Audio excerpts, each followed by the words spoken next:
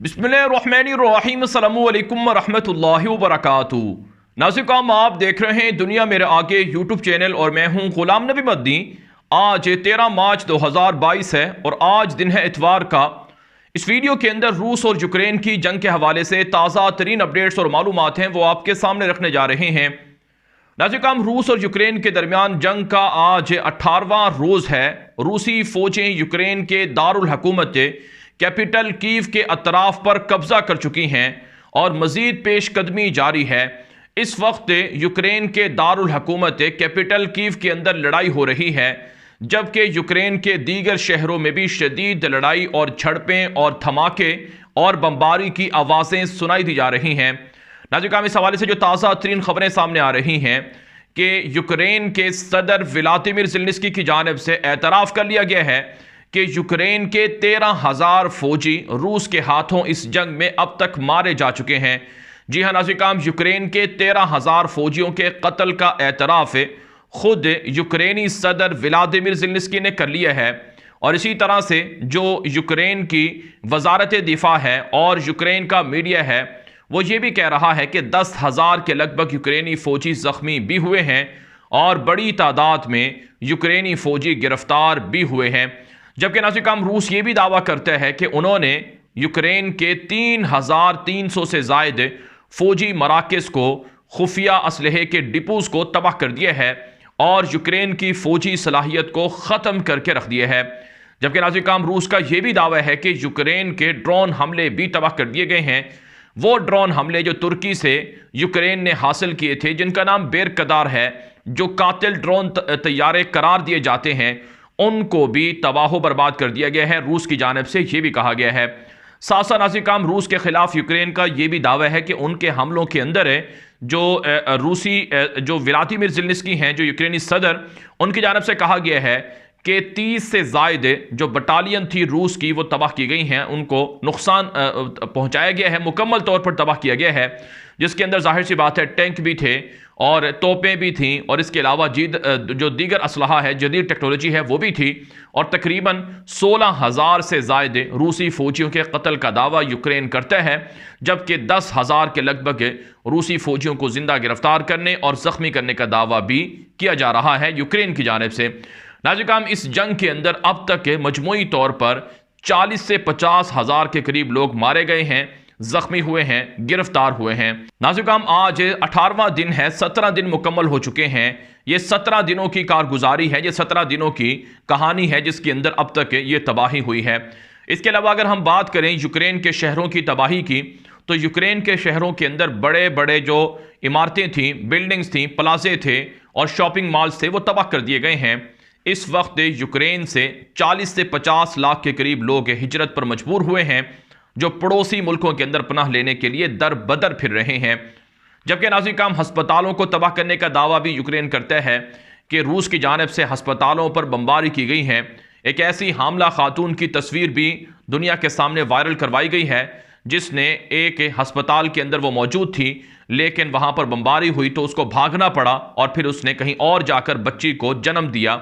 इस तरह के वाकयात भी सामने आ रहे हैं। जबकि नाज़रीन, यूक्रेन की जानिब से यह भी दावा किया जा रहा है कि 50 के लगभग जो अस्पताल थे उन पर रूस ने बमबारी की है और गुज़श्ता रात को रूसी फौज के जंगी जहाज़ों ने एक मस्जिद पर भी बमबारी की है, जहां पर बच्चे और लोग पनाह लिए हुए थे। उस मस्जिद को भी बमबारी करके नुकसान पहुंचाया गया है।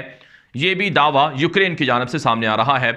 ताहम नाज़रीन, रूस ये दावा करता है कि जिन जिन जगहों पर यूक्रेन की फौजों ने ठिकाने बना रखे हैं, हम उनको नुकसान पहुंचाते हैं, उनको तबाह करते हैं, ना ये कि हम आम मकामात को या पब्लिक मकामात को या फिर अस्पतालों को नुकसान पहुंचा रहे हैं। नाज़रीन, अब तक रूस की पेशकदमी जारी है और रूस का पलड़ा हावी है और रूस की जानिब से यूक्रेन के कई शहरों पर कब्जा हो चुका है। दूसरी तरफ से नाज़रीन, जो यूरोपीय मालिक हैं, अमरीका है और उनके इत्तेहादी हैं, वो रूस के खिलाफ मजीद पाबंदियां लगा रहे हैं और रूस को माशी तौर पर जकड़ रहे हैं। और साथ साथ नाज़रीन, खबरें ये भी सामने आ रही हैं कि ख़तरनाक असलहा और जदीद हथियार भी यूक्रेन को मुंतकिल किए जा रहे हैं। गुज़श्ता रोज़ अमरीका की जानिब से $13.5 अरब का बजट मंजूर किया गया है, जो यूक्रेन के लिए इमदादी तौर पर दिया जाएगा। इस $13.5 अरब की जो रकम है, इसमें $7 अरब वो फ़ौजी सादो सामान के लिए और फ़ौजी इमदाद के सिलसिले में दिए गए हैं, जिसका मतलब ये है कि रूस के ख़िलाफ़ अब एलानिया अमरीका यूक्रेन की मदद कर रहा है। इस पर रूस की जानब से कहा गया है कि मग़रिब, यूरोप और अमरीका मिलकर जो हथियार भेज रहे हैं, इससे तबाही मज़ीद फैलेगी। नाज़रीन, खुद अमरीका के खुफिया इदारे पेंटागन और दीगर ज़राए ये दावा कर रहे हैं कि रूस आने वाले 1.5 से 2 हफ्तों में पूरे यूक्रेन पर कब्जा कर सकता है। साथ साथ नाज़रीन, खबरें ये भी सामने आ रही हैं कि जिन जिन इलाकों में अब तक रूस का कब्जा हुआ है, उन इलाकों के अंदर रूस ने उन्हें आज़ाद इलाके करार देकर अपने साथ शामिल कर लिया है। तो ये नाज़रीन रूस और यूक्रेन की जंग के हवाले से ताज़ा तरीन डेवलपमेंट्स हैं। इसके अलावा जो एक और बड़ी खबर है वो ये है कि रूस और यूक्रेन की जंग को रुकवाने के लिए बैतुल मुक़द्दस के अंदर, फ़लस्तीन के अंदर मुज़ाकराती राउंड शुरू किया जा रहा है।